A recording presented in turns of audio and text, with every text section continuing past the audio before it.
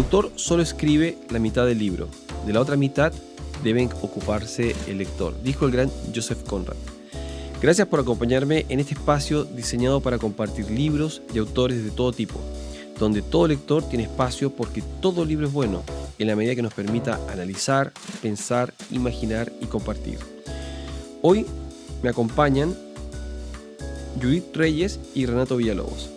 Renato es veterinario, empresario y creador de contenidos para redes sociales. Es speaker dentro de su ámbito de influencia, la nutrición animal. Lee novelas históricas y autobiográficas, también política. Es pescador desde la infancia, deportista amateur en lo que se le cruce. Le encanta viajar y desconectarse de manera frecuente. Quizás por eso pasea ritualmente con sus mascotas en el parque. Judith es administradora de empresas. Trabaja en el hiperdinámico mundo financiero. Actualmente lidera Diners Club, impulsando la innovación y la transformación digital. Aparte de trabajar, le encanta viajar con su familia y por supuesto leer. Lee novelas, le encantan los thrillers policiales y la ficción histórica. Sin embargo, su pasión está en las historias de amor. Judith nos va a presentar Circe, de Madeleine Miller, y Renato nos va a presentar La Catedral del Mar, de Ildefonso Falcones. Bienvenidos a la Biblioteca Imaginaria.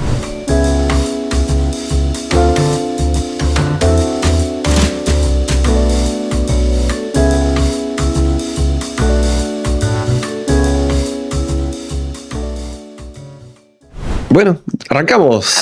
Doña Judith Reyes, tú nos traes hoy día, bienvenida primero, obviamente. Gracias, Benja. Circe, de Madeleine Miller, ¿no?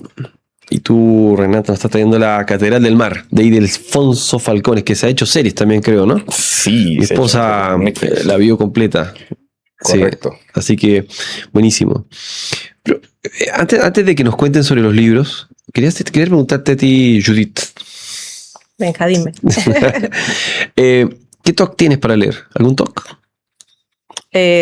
Sí. Bueno, mi esposo dice que no leo como la gente normal cuando me engancho. Sí, ¿no? Porque, claro, normalmente tú tienes como tu espacio, ¿no? Tus momentos, lees, avanzas, lo dejas ahí, lo vuelves a tomar y sigues avanzando. Pero cuando me engancho, literal puede ser, ¿no? Todo el fin de semana así como maratón de Netflix, estoy leyendo. Y claro, literal, no sé, si no terminé y me ha pasado que estaba en la oficina, en el cajón, así como... ¿En serio? ¿Cómo va? Algo va hasta terminarlo. Entonces, sí me da como cuando me engancho con un libro, voy con todo hasta terminarlo y sí, pues me lo puedo terminar 2 días, ¿no? Ah, qué buena. ¿Y lo usas también para distraerte o no? Lo que pasa es que para mí la lectura en general, un poco lo que te comentaba por chat, es como un espacio muy personal, muy privado, que le robas tiempo, ¿no? A tu rutina, claro. Porque no es que estás leyendo y haciendo 1000 cosas, no es como tu momento y te metes ahí, es como un viaje, no sé, a una realidad paralela. Y yo viajo con la imaginación, me encanta leer porque me transporta, me imagino miles de escenarios, ¿no? Y creo que lo que suele pasar en el imaginario personal de cada uno es diferente. De hecho, cuando tú comentas un libro con otra persona, el mismo libro, claro, le brillan los ojos y te cuenta, sí, y esto y el otro, ¿no? Pero... tú sabes muy bien que tú te lo estás imaginando diferente y algo que pasa, tocas decir, ¿no? Lo han puesto en Netflix, ¿no? Sí. O cuando dices, oye, vi la peli, pero nada que ver, el libro 1000 veces mejor. Y el libro siempre va a ser 1000 veces mejor porque es... Te activa la imaginación. La imaginación sin límites, ¿no? Tú creas personajes, escenografías, le pones rostros, le pones voz, inclusive, sí. ¿No? Entonces es maravilloso. Es verdad. ¿Y te ha tocado conversar con otra persona sobre el mismo libro? Sí. ¿Has tenido suerte de esa? Sí. Y has descubierto cosas nuevas, me imagino. Sí, cosas nuevas, interpretaciones diferentes, ¿no? Cómo tú lo ves o cómo tú has llevado la historia del personaje y cómo lo ha visto la otra persona, claro, ¿no? Claro. No sé, a lo mejor yo he visto en Circe, ¿no? Que ha sido como sus momentos de evolución como persona y el amor no ha sido como algo que la marca negativamente, sino son diferentes tipos de amor y diferentes momentos de aprendizaje, claro, en tu vida, ¿no? Claro. Entonces para la otra decía, no, yo le decía, no, pero al final, ¿no? Fue un sacrificio y un acto voluntario. Y decía, no, se sacrificó por amor. Claro. Qué buena. Y la conversación y después todo el mundo, claro, queda ajeno, ¿no? Sí. Usted se pone a conversar. Y voy a pasar a ti ahora rato con una misma pregunta.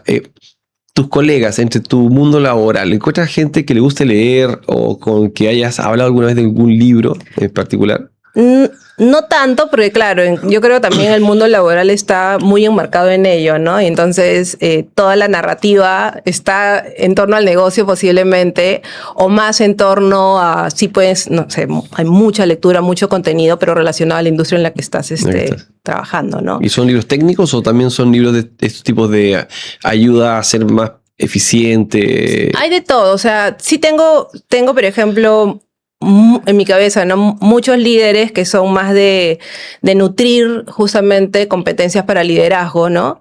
Pero, por ejemplo, en el mundo en el que me muevo de pagos, de medios de pago, se habla mucho de tendencias, de lo que viene, Claro. ¿no? De tal investigación, tal paper que ha salido. Entonces todo el mundo está como que hablando de más por ahí, ¿no? De esa ruta.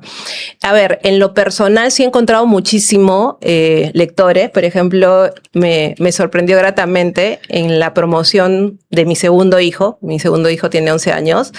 Hay dos mamás que una, de hecho, creo que, bueno, no sigue con el proyecto, pero tenía una librería muy enfocada en niños y otra que tiene un taller de lectura para desde niños hasta adultos, que se llama La Librera. Yeah.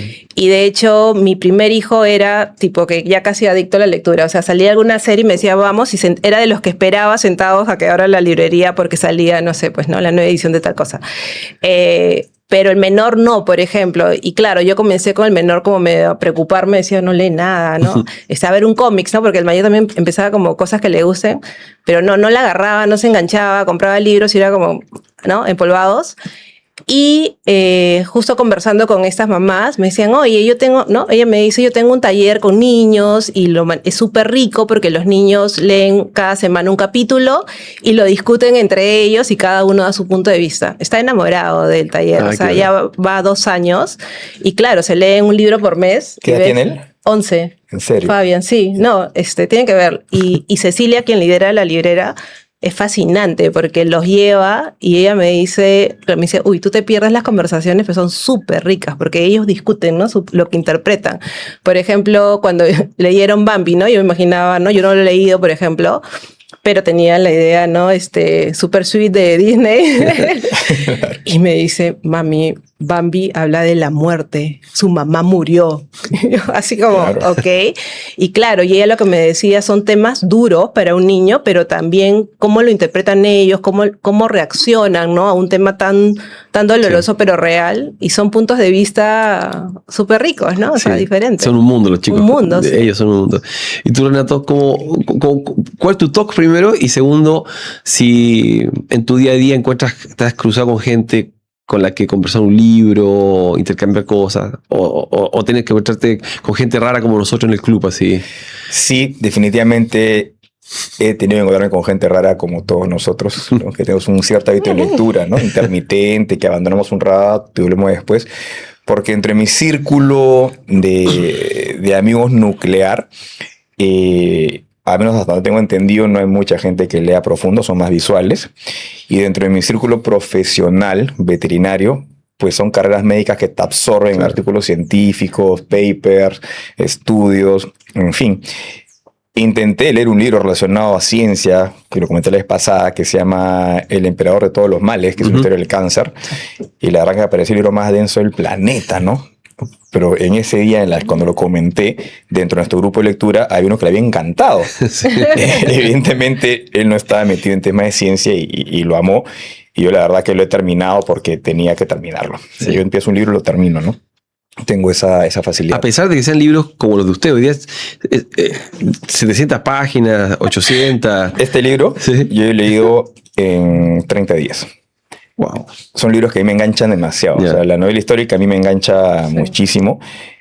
Antes de Alfonso yo había leído todo Santiago Posteguillo, que tiene N libros ya redactados, ¿no? Y este libro finalmente lo conocí por el título. Yo no tenía ni idea que haya sido un hitazo en Netflix. Eso me enteré después por una conversación trivial de copas, ¿no?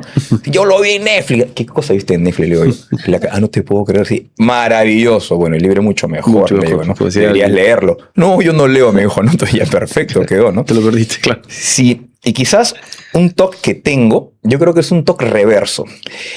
¿Cómo es eso? Que cuando estoy en mi día a día ajetreado, como el de todos nosotros, en un momento se enciende esta alarma interna que todos tenemos que dice, oye, no estás leyendo. Agarra un libro. Claro, digo, no estás leyendo, ¿no? Digo, y así no estoy leyendo es porque estoy pistoneado. Y si estoy pistoneado, nada de las decisiones que pueda tomar van a estar bien.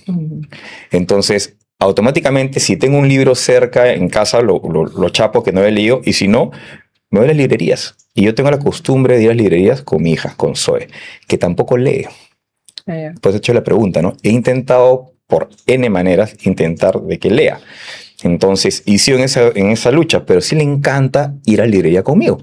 Pero creo que es por el heladito que viene después.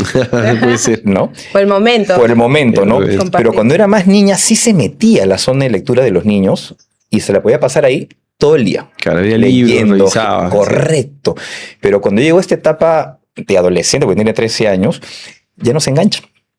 Se engancha con cosas visuales porque a él le encanta el diseño de moda, diseño de cosas. Entonces, esos libros sí le llaman la atención, pero la lectura un poco más integral de discusión no le interesa todavía. Pues, va a llegar algún momento. Creo que ahí lo estuvimos conversando en el chat también. Correcto. Entonces, sí, es un trabajo en proceso, ¿no? Y el toque que tengo para lograr engancharme incluso a las conversaciones que tenemos en las noches o durante la semana es, si ya estoy así abrumado, me meto una ducha en agua helada, fría como un témpano de hielo, recobro compostura y chapo mi libro. Y me la puedo pasar o me engancho al canal los lunes.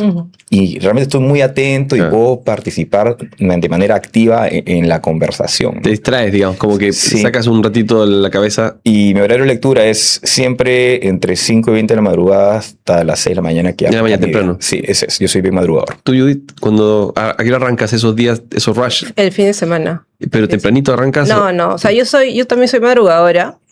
Pero he encontrado ya balance entre deporte también, que es necesario para bajar el estrés, pero la lectura es un momento de pleno disfrute, porque inclusive te pasa con el deporte que dices, uy, no, ya voy, no, pero vas, ¿no? Es más disciplina. En cambio, leer para mí es disfrute, y si en las tardes, por ejemplo, ya que los chicos están en su rutina, ¿no? Ahora tardes de verano en la terracita, y ya saben también como que ese es mi momento. Sí, claro. Prohibido, por favor, ¿no? Papá, por favor. Sí, ese es mi momento. Y claro, por ejemplo, veo a mi esposo rondando, ¿no? Porque cuando ya me ve, ¿cuándo te falta? Pero sí me gusta, no sé, lo disfruto mucho. Buenísimo. Siento que hoy por hoy el tiempo es realmente un recurso escaso, ¿no? Sí. Entonces, claro, siempre estás pensando también como... Es como un disfrute culposo, ¿no? Porque dices, oye, es el fin de semana, en la semana no veo mucho, no tengo tiempo para mis hijos, ese es su momento, entonces trato que cuando ellos están en su tiempo, ese es mi espacio para mí. Sí. Entonces, si disfrutas, cuéntanos el libro que trajiste. Bueno, el libro. Lo que yo le comentaba a Benja y le he comentado cuando lo compartí es que tengo una debilidad por las historias de amor. Sí, es como te enamoras de cada libro, ¿no? Y bueno, Circe en realidad es una novela, ¿no? Habla, el personaje es ella como personaje principal. Es una hechicera, ¿no? En este mundo de dioses, el Olimpo, ¿no? Y todos estos personajes de la mitología griega. Y a mí particularmente me gustó la historia, me enganchó desde el primer momento en realidad, cuando la forma en que ella relata, ¿no? Y ella cuenta cómo se siente y parte desde un mundo que tenía muchas expectativas sobre estas ninfas, porque ella, ¿no? Es hija de Helios y de otra ninfa con un estereotipo de ese momento en la narrativa de la belleza absoluta, ¿no? Y ella no nace con esos cánones de belleza esperados y desde ahí ya se siente como un poco como que no encaja, ¿no?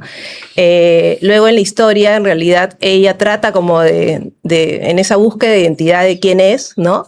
Encontrarse a ella misma. Y en ese viaje de encontrarse a ella misma, no solamente encuentra que no encaja porque no cumple con el estándar de belleza, sino no encaja porque tiene una curiosidad tal que comienza a comportarse fuera de lo esperado. De hecho, comienza a entender la naturaleza y todo lo que, digamos, las hierbas, las plantas medicinales, y en realidad la llaman la hechicera justamente porque no entendían, ¿no? Esos poderes que ella adquiría a través de el entendimiento en realidad era como la medicina natural de esos tiempos, ¿no?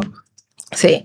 Y bueno, y luego ya la historia transcurre pues con una serie de encuentros, y lo más bonito creo yo es que en estos encuentros en realidad con diferentes personajes, ella encuentra el amor, ¿no? Y en el libro empieza desde el amor idealizado y cómo ella tiene sus primeras decepciones, pero que ese amor idealizado también la lleva a ella a cometer, digamos, los errores más humanos, porque ella utiliza justamente esos poderes que encuentra, que la llaman como hechicera, para obrar en contra de otra persona, ¿no? Con el sustento de quedarse con la persona que ama. Entonces, un amarre. Un amarre, más o menos. Lo que hace ella es voy a contarlo rápidamente, conoce a Glauco, que era un mortal, ¿no? Y este mortal era como súper, ¿no? Todo nuevo para ella, ¿no? Le parecía que la miraba con atención, porque ella siempre estaba mirando a sus dioses hacia arriba, pero era la primera vez que alguien la miraba, ¿no? Con admiración a ella, porque ella era una diosa y él era un mortal. Entonces, en ese encuentro y en ese, digamos, intercambio en conocer sus rutinas, ella se enamora. Se enamora y se atreve a convertirlo a él en inmortal, ¿no? Entonces, ahí, al usar su magia para convertirlo en inmortal, lo primero que hace es que cambia el orden de las cosas. Claro. Entonces, al cambiar el orden de las cosas en su mundo, los dioses dicen, no, ¿qué está haciendo, no? Ella es una ninfa, las ninfas están a la orilla del río, ¿no? Mostrando su belleza, peinándose, ¿no? Cantando, cantando, y de repente esa está haciendo, ¿no? Magia, ¿no?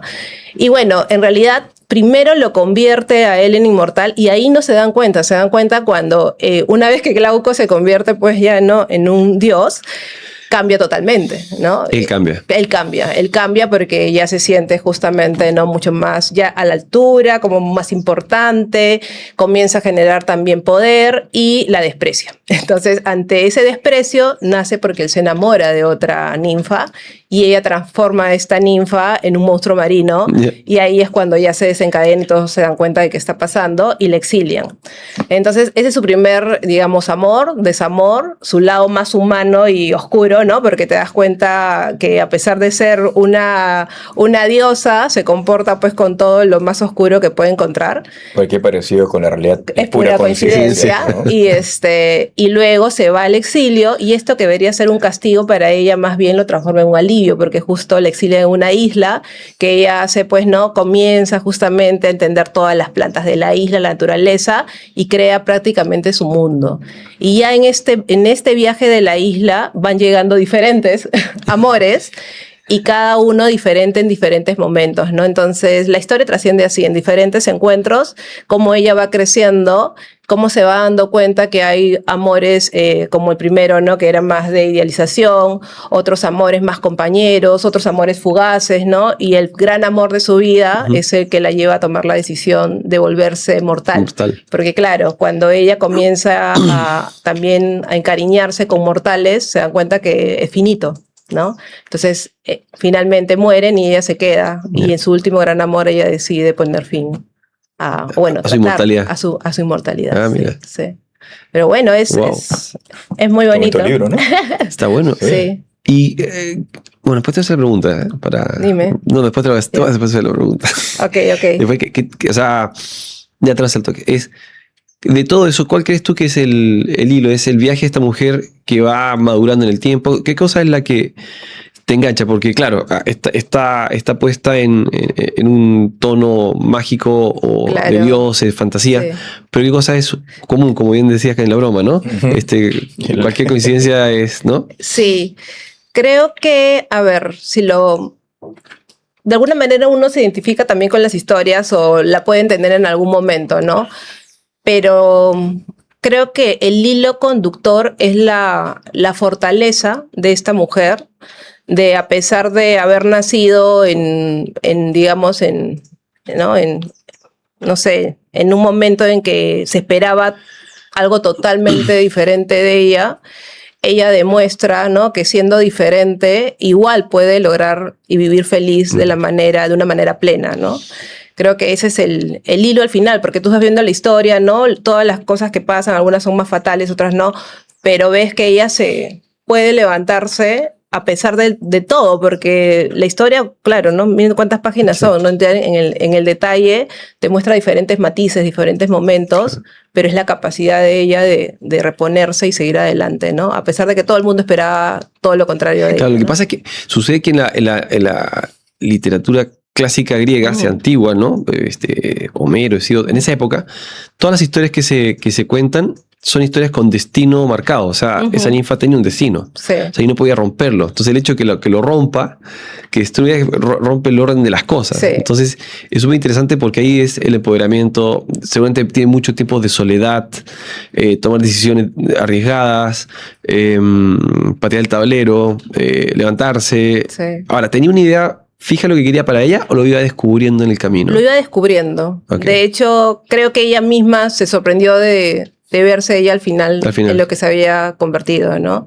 Y también no solamente su relación con, digamos, nuestras historias de amor, sino la relación con la gente que va a su camino, digamos, su entorno también como la va marcando, ¿no? De hecho, ella tiene uno de sus grandes amores fue Dédalo. Ah, sí. Pero Dédalo tenía a Penélope, ¿no? Que lo esperaba siempre. Pero en el transcurso de la historia, como es cuando muere Dédalo, ella la busca y se encuentran y hay una amistad prácticamente de por vida, ¿no? Entonces es bien interesante también cómo en momentos difíciles, ¿no? Las mujeres también creen como ese lazo, ¿no? Que se fortalecen y se defienden juntas hasta en una sociedad, como bien dices, el orden de las cosas era diferente, ¿no? Entonces sí, hay varias cosas que conectan, pero yo creo que es eso, es que cómo ella tiene esa resiliencia para afrontar situaciones que no las esperaban porque está, como tú dices, ¿no? También fuera del orden. Entonces sí, ella... Buenazo. Es una resiliencia transgresora, ¿no? Sí, claro. Atrevida. Atrevida, ¿no? Sí. Y es curioso, ¿no? Porque me quedo pegado a tu charla, porque yo creo que transgredir es la norma para generar cambios sustanciales, o para bien o para mal. Sí, ya depende de quién transgreda, ¿no? Sí, claro. Y es interesante también que el momento que transforma en un monstruo marino, ¿no es cierto?, a la competencia que enamoraba a Glauco, ella es juzgada y castigada. Exacto. ¿No es cierto? Sí. Y a través de este castigo, desterrada a una isla donde ella finalmente... En ningún momento, a menos por lo que me comentas, piensa en regresar a su status quo inicial, sino que a raíz de esta nueva realidad, ella crea una nueva realidad que se acomode un poco más a lo que ella se está convirtiendo, y el entorno que empieza a pular alrededor de ella era un poco más a su medida. Exacto. ¿No? Y lo que ella permite, ¿no? Y lo que ella permite, sí. Por supuesto. Entonces, lo que tenemos entendiendo es que no solamente ella quería transgredir, sino que había mucha gente que quería transgredir, pero alguien tenía que tener los ovarios para hacerlo, ¿no? Claro. Y cada vez que tú vas avanzando en esto, y son personajes que son, le llaman el camino del héroe, ¿no? O sea, vas enfrentando un montón de... En este caso, sus problemas son hombres, que es curioso. Son amores. Son amores. Vas armando una realidad nueva con lo poco que crees que vas teniendo, vas poblando un mundo nuevo, completo. Entonces ella termina en su ley, digamos, me imagino. Sí. Ella decide, ¿termina bien o mal el libro? ¿Termina feliz o triste? No me spoilees. Yo creo que termina feliz. Ya. Termina feliz. Es un happy ending. Sí. Está buenísimo. Ya me da curiosidad leerlo. Sí. Está buenísimo. Bueno, Renato, cuéntanos de la Catedral del Mar. La Catedral del Mar, sí, Barcelona de 1320 a 1355, más o menos lo que demoró en construirse la Catedral del Mar, sí. ¿No? Que existe, ¿no? Es la Catedral de Santa María, de un pueblo de Barcelona pujante, una Barcelona próspera, ¿no? Y este relato parte de Arnau, ¿no? Arnau era un siervo de la tierra. Yo no tenía ni idea de que era un siervo de la tierra. A raíz de eso empecé a empaparme más de lo que era un siervo de la tierra.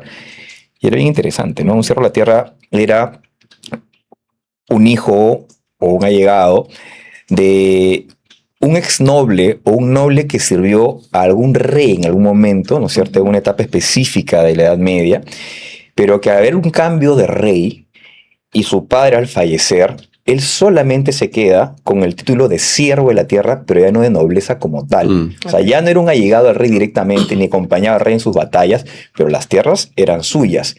pero no los derechos sobre ella. Él solamente tenía derecho, ¿no es cierto?, a una parte de las cosechas y todo lo demás era del rey. Y si no era del rey, era de la iglesia. Entonces, él servía a la tierra textualmente. ¿Ok? Entonces, Arnau, que es un antihéroe, que con muy poco logra mucho hasta el final del libro, ¿no es cierto? Y mis historias me parecen estupendas. De manera personal, yo admiro mucho a las personas que con muy pocas herramientas logran transgredir y cambiar, dictar norma y dictar tendencia. Para mí, esa gente es súper interesante y los tengo a muchos como amigos, gracias a Dios. Entonces, Arnau es de ellos. Él, al estar sometido a un conde muy tirano, ¿no es cierto?, decide huir a Barcelona. Decide huir a Barcelona, ¿no es cierto? Decide abandonar todas estas tierras que estaban en una vía anexa a Barcelona. ¿Por qué? Porque en Barcelona, si tú lograbas llegar a Barcelona y estar un año sin que te capturen por haber huido de la tierra a la que tú tenías que servir y por otros delitos que puedas haber cometido, volvías a ser un hombre libre. Entonces, él logra llegar a Barcelona, logra llegar a la casa de su hermana, que había salido antes también, y era una mujer libre. Se esconde con ella y con el esposo, que era un próspero comerciante que hacía vajillas en la Barcelona de aquella época. Él aprende el oficio, logra esconderse durante un año y logra ser un hombre libre.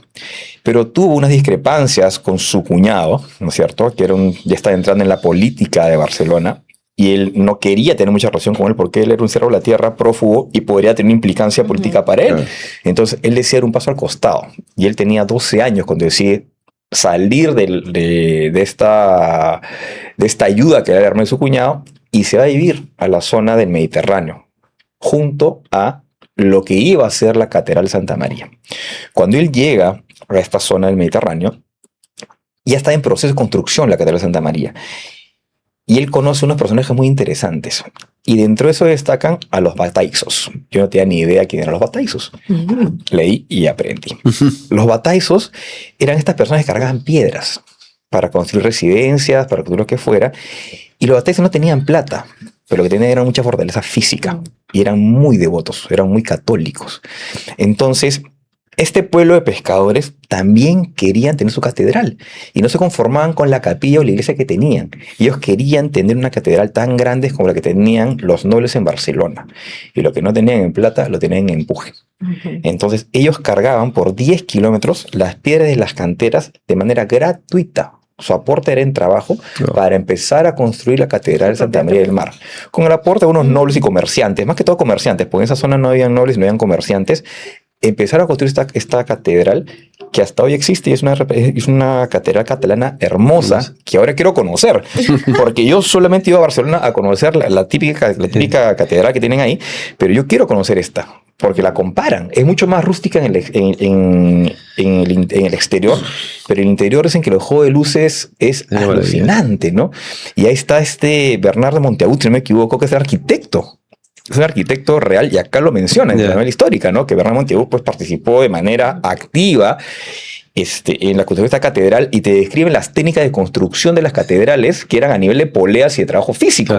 Bueno, Arnaud, ¿no es cierto? Que es el antihéroe de esta obra de la Catedral de Mar, lo que logra es volverse él un bataizos. Él empieza a cargar piedras, pero ¿cómo lo logra?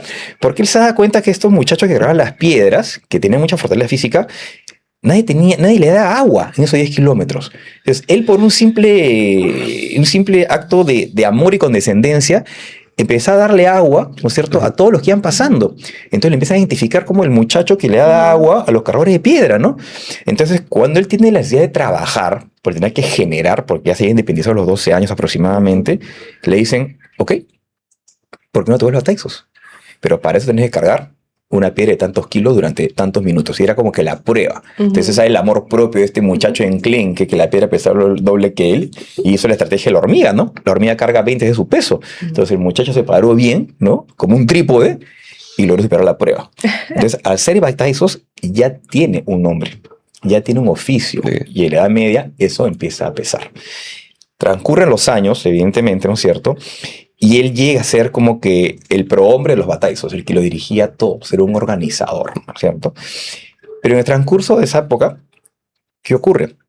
Mira cómo empiezan a cruzar historias, ¿no? En Barcelona había muchos judíos en esa época. no tenía ni idea, no tiene por qué saberlo tampoco, pero había mucho judío. Y el rey Pedro III, que es donde se enmarca la historia, los aceptaba, pero los odiaba. Pero ¿por qué los aceptaba? Porque eran judíos y tenían mucho dinero. Y aportaban mucha cantidad de dinero para que Barcelona siga desarrollando y para que ellos puedan seguir construyendo sus catedrales. Pero esa plata no le chorreaba al pueblo que construía la catedral en el mar, sino que todo iba para Barcelona.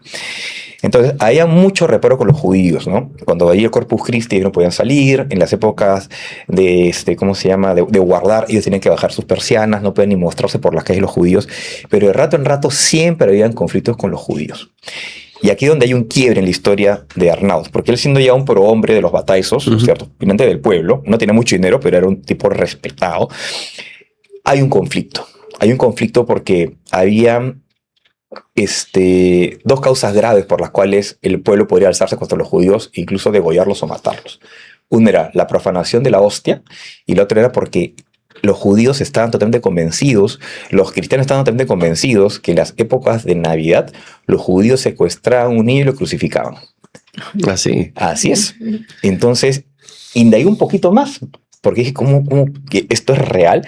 Oye, efectivamente era real, no era parte de la novela histórica, era parte de algo que está totalmente reportado y con rigor, ¿no? Entonces, efectivamente, había la creencia que los judíos en épocas de guarda, ¿no es cierto?, secuestraban niños, infantes y los crucificaban. Entonces, eso estaba en la cabeza de este pueblo barcelonés y ocurren estas situaciones que un niño se pierde y ellos piensan pues que se ha crucificado y otro ya ha visto que ha profanado la hostia y se le tiran encima a esta zona judía, porque era zona judía, ¿no? Una zona judía. Ahí te quiero hacer una pregunta. O sea, este es un libro que tiene muchas historias entrelazadas. Que entrelazadas. Correcto. Y esas historias entrelazadas, digamos, ¿van una tras de otra o van corriendo en paralelo y aparecen en algunos momentos? Van corriendo en paralelo, hay que estar muy atento. Por ahí aparece un cambista, por ahí aparece un judío, por ahí aparece un bataizos, y él va creciendo. A lo que creía era que él finalmente, en uno de estos conflictos con los judíos, él rescata a un judío, X, ¿no es cierto? Que también el judío existió. Y este judío tenía mucho dinero. Entonces, en reciprocidad, el judío le dice, en buena hora que eres un bataizos, en buena hora te agradezco haber salvado a mí y a mis 6 hijos, ¿no es cierto? Pero yo voy a hacer de ti un hombre próspero. Porque una vez que tengas las herramientas y seas un hombre próspero, tú vas a poder influir, ¿no es cierto?, en ciertas cosas que hoy no influyes. Y ese judío lo hace él un hombre próspero. Él se vuelve cambista de moneda, de divisas, de oro, ¿no? Y empieza a viajar por el mundo y empieza ya su etapa de hombre noble. Y empieza la etapa también de amores. Él se enamora, toda la vida estuvo enamorado de una chica que era hija de un bataizo como él, ¿no? Pero nunca logra casarse, porque esta hija la rapta, y la rapta un caballero noble. ¿Qué caballero noble la rapta? Y aquí viene la discrepancia. Pedro III, al enterarse de que había un ciudadano de la orilla del Mediterráneo que ya tenía mucho dinero, dice, oye, ese señor, ¿quién es? ¿No? ¿De dónde salió? ¿Quién es? ¡Ah! My friend, le dice, venga por acá, tengo una prima cuarta, ¿no es cierto?, que es noble, misia, pero noble, ¿no es cierto?, que se quiere casar contigo. Y le dice, no, pero yo estoy enamorado. No, le estoy preguntando, se va a casar contigo. Claro, soy el rey. ¿Está bien o no? Es bueno ser rey. Entonces, se termina casando con esta niña que era una engreída, que sí, que tiene unos castillos, tiene unos reinos por unas cuantas hectáreas, pero que se caían a pedazos, ¿no? Y que era gobernado, por cierto, por un vizconde que le respondía a ella, ¿no es cierto? Que lo único que hacía era drenarle las rentas a los otros siervos de la tierra como él. Imagínate. Cuando ellos se tienen que mudar, o sea, tienen que dejar Barcelona y se va a estas nuevas villas, él entra y ve miseria y se identifica con los siervos de la tierra como él y ve su historia reflejada. Entonces, él toma un cargo político, tenía el dinero. Y al que le tiene un cargo político e irse contra el vizconde que era el que gobernaba esas tierras de mala manera y lo despide y lo destierra, se empieza a generar algo que él nunca había tenido, enemigos. Y ahí viene la siguiente parte de la historia. La siguiente parte de la historia, ¿por qué?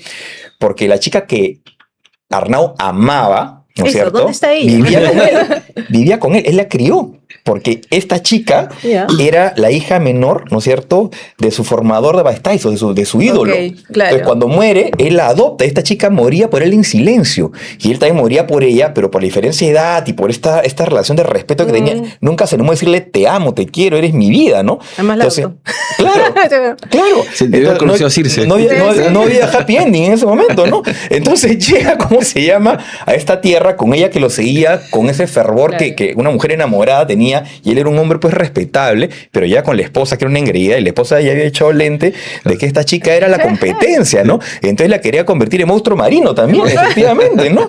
Y mira cómo empieza a cruzarse historias también. Entonces, ¿qué ocurre? Que efectivamente Arnaud toma posición política, empieza a darle beneficio a los cerros de la tierra. Este vizconde sale expulsado. Y la condesa dice, oye, tú no puedes expulsar a mi vizconde. No, sí puedo, soy tu marido y se hace lo que yo digo finalmente, ¿no? Entonces, obviamente la chica que lo amaba lo aplaude y dice, sí, este es el camino, ¿no? Todo súper bien. Eran otros tiempos. Había otro orden de las cosas. Por supuesto, ¿no? Oye, pero bueno, ahí todo empieza a venirse abajo, ¿no? Claro. Todo empieza a venirse abajo. Contra el sistema. Pues. Va contra el sistema. Entonces, él ordena esto, al cabo de unos años, regresa a Barcelona, ¿no es cierto? Pero la esposa dice, esta chica es mala influencia y me lo está quitando. ¿Qué hace? A través de ex conde, ¿no es cierto?, que había sido despedido, dice, ráptenla. La raptan a la chica. Se la llevan y la violan. Dios. Y le encierran en el castillo del condado nuevamente. ¿No es cierto? Entonces, y no solamente eso, sino que la ex esposa lo culpa a Arnaud, ¿no es cierto?, de infidelidad con la niña. No había él nunca le había tocado, pero le acusa de infidelidad. ¿Y ahí quién quiere que aparece? La Santa Inquisición. Ahí viene la siguiente parte de la obra, que entra a tallar la Santa Inquisición y hace mucho énfasis en lo que es la Santa Inquisición. Entonces, a Arnaud no lo dejan ni siquiera explicar. A la violada la obligan a casarse con su violador y a tener el hijo del violador. Y hay una ley, no me acuerdo, está en latín, pero es una ley, que la ley dije, voy a informarme, y efectivamente era ley. El violador, a pesar de haber forzado y embarazado, tenía dos caminos con la violada. O le daba una dote para que ella, a pesar de ser una mujer violada y con un hijo que no deseaba, sea apetecible para otro hombre, o se casaba con ella. Como ese violador no tenía billete, sino que tenía armas, se casa con la chica esta, ¿no es cierto? Y tienen el hijo. Y a Arnaud lo meten preso. Acusado. ¿Y tú sabes quién era el inquisidor? Su hermano. No te puedo creer. Entonces su hermano, mal que bien, intenta arreglar un poquito el asunto. Arreglar un poco el asunto, pero trae otro inquisidor de afuera y no le fue tan bien a Arnaud, ¿no es cierto? Bueno, y un poco llegando ya al final de la historia, que es bastante más extensa, ¿no? Arnaud logra, por ciertos caminos y por el apoyo popular, porque lo iban a matar a Arnaud, ¿no es cierto? El apoyo popular porque empiezan a mover los hilos políticos de toda la población de pescadores a nivel de Santa María del Mar. Y él era un prohombre noble. Claro, querido, ¿no? Era querido, ¿no? Entonces él arma la revuelta, ¿me entiendes? A estos carceleros de la Inquisición. Una revuelta de niveles, pues, ¿no es cierto?, gigantescos, que logran la liberación de Arnaud. Logran también rescatar al Chico Castillo, muere el caballero violador, ¿no es cierto? Ellos se vuelven a juntar, logran expulsar a la esposa, ¿no es cierto? Porque la acusan de una serie de cosas, pero la esposa dice, volveré. Y ahí se acaba. Y ahí más o menos acaba la historia. Mira. Y ahí nace la venganza. Y ahí nace la siguiente de 800 páginas. Pues, sí. Claro. Ah, mira. Oye, pero escucha, ¿qué tal memoria que tienes? Sí. Así, hasta los hechos históricos, la documentación que prueba. Eso quería preguntarles. Los hechos históricos. Tú mencionas que casi estabas con Wikipedia al costado. Sí, correcto. ¿Te pasa algo así? Cuando estás con algo que de repente sabes que es una novela histórica y tiene algunas referencias. Algunos hechos los valido, porque claro, no sé si es parte, ¿no?, del escritor que le pone su cuota. Entonces sí valido algunos hechos. Sí, porque unas claves de cualquier novela es que sea verosímil. O sea, porque es un personaje ficción, Arnaud, sí. Sin embargo, fluye en cosas que sucedieron. Y me imagino que Circe fluye en el modus operandi de los dioses, del Olimpo, o sea, si no, no sería verosímil. Titanes y demás, y que entra Dédalo y todas estas cosas, pero está dentro de la lógica de Sí. esa época, si no, no sería... Tal cual. O sea, como que ningún personaje, tú dices, queda fuera de, ¿no? Está fuera de su grupo, claro, no Sí. parece Zeus y llorando como un tipo bueno, pues, ¿no? No, Ese no. pata es malo, pues, Sí. es duro, ¿no? Y juguetón para más remate. Pero ¿no te angustia? ¿No te angustia que cuando ves algo que realmente te interesa, o sea, y la historia, y lo que sí es súper interesante, pero llegaste a ese punto que dices, ¿y este pata quién es, no? ¿Existirá? Pero quiero seguir leyendo, ¿no? ¿Qué Claro. priorizo, no? Sí. Voy a buscar, entonces yo priorizo, pues, no leo, no. Claro, y te cortas, claro. No, y ya el libro se queda a un costado, no, amado, oye, mira qué bibliografía, ¿no? Sí, sí, sí. Súper interesante. Y hay otro que era su mentor, y vamos al mentor. Y te la puedes pasar, ¿no? Bueno, voy en tu línea, pero no hago tanto No. doble clic, No. pero sí ¿no? Es más para validar el hecho, si existe hecho. o no, ¿no?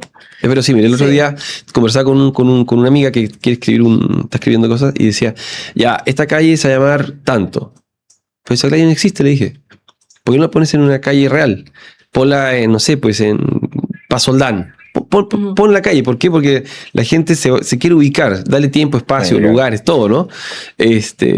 Fue a la cafetería Saturno. No, ponle que está en una cafetería reconocida, que la gente reconozca que es la cafetería. Total, el personaje ficticio da lo mismo que si pasó por ahí o no. Entonces, pero es importante los datos, como dicen, topográficos. O sea, sí colocar los datos históricos, todo, porque si no, no tienes dónde pararte. A no ser que sea absolutamente... No, ni así. Percy Jackson, que está leyendo mi hija de 15, son una serie de 5 libros, y son de los dioses del Olimpo. ¿Y ella siempre leyó? Y funciona... Ah, ¿Ella siempre leyó?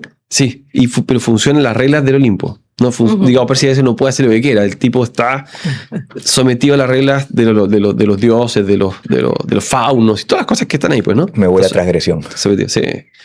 futura. Sí, ella sí. Ese Percy Ella hacer sí, algo. así será. Va a ser muy malo Percy. Sí. Percy Jackson. No pone maldad. Bueno, oye, muchas gracias por el tiempo. Ha pasado volando. Sí. Qué loco, sí. Ahora tengo ya curiosidad para leer el libro. Sí, así que tenemos la Catedral del Mar. Oye, es muy, o sea, dentro de su profundidad, Ildefonso, que recién lo conozco, logra una ligereza de lectura aplaudible, ¿eh? No por algo vendió más de 10 millones de copias de este Sí, es un bestseller de aquellos. Es brutal, ¿no? Yo no tenía ni idea. Después me enteré de Netflix, intenté buscar la película y ya no está. No, es una serie. La serie Si la vas a ver así. Sí, ¿no? Sí, se te cae. Sí, Esto vale, entonces. Sí. Parte al revés, sí. Claro. Bueno, Judith. Bueno, gracias. Renato, Benjamín, muchas gracias. ¿ah? Buenísimo. Por estar acá. Gracias a Estuvo ustedes. buenísimo. Bueno, hasta la próxima. Hasta la próxima, claro Gracias. que sí.